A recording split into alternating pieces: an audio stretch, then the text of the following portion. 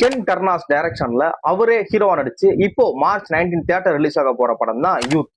இந்த படத்தை தான் டைரக்ட் பண்றதுக்கான காரணம் என்ன, ஒருவேளை உங்களுக்கு டைரக்ஷன் தான் பிடிக்குமா அப்படிங்க ஒருத்தர்கிட்ட கேட்கிறப்ப அவர் ஒரு இன்ட்ரெஸ்டிங்கான விஷயத்த ஷேர் பண்றாரு. அது என்ன அப்படின்னா, நான் பண்ண அசுரன் ஆகட்டும், வாத்தி, விடுதலை, இது மூணுமே நான் பண்ண கேரக்டர்ஸ் வந்து ரொம்ப சீரியஸான கேரக்டர்ஸ். அதனால என்கிட்ட வர டைரக்டர்ஸுமே என்னை வந்து ஒரு சீரியஸான கேரக்டருக்கு தான் என்னை தேடி வராங்க.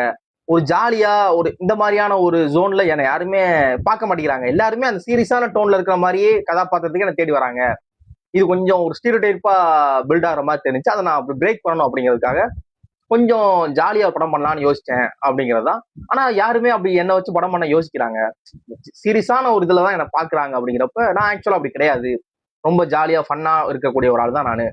அப்படிங்கிறப்ப ஒண்ணு நமக்கு வேணும் அப்படின்னா நம்ம தான் பிரேக் பண்ணணும், எனக்கு வேணும் அப்படின்னா நான் தான் அதை பண்ணணும் அப்படிங்கிற ஒரே காரணத்துக்காக தான் பார்த்து நம்ம ரொம்ப ஜாலியா இருக்கும். ஆனா நமக்கு வர ஸ்கிரீன்ல நம்ம பாக்குறது அப்படியே ரொம்ப சீரியஸா வேற யாரையும் பாக்குற மாதிரி இருக்கு, இப்படியே ஒரே மாதிரி போற மாதிரி கொஞ்சம் வேற மாதிரி பண்ணணும் அப்படிங்கிறதுனால நானே இந்த வேலையை பார்த்துருவோம். நமக்கு வந்து இந்த மாதிரி ஒரு இது பண்ணுவோம், ஒரு காலேஜ் இதுல ஒரு வைப்ல ஒரு ஸ்கூல் வைப்ல ஒரு படம் பண்ணுவோம், ரொம்ப ஜாலியா நம்ம எப்படி இருப்போம், நம்ம ஃப்ரெண்ட்ஸோட எப்படி இருப்போம், அந்த ஒரு இதுலயே படம் பண்ணுவோம்னு சொல்லி தான் ஒரு படத்தை நாங்க ஷூட் பண்ணோம்.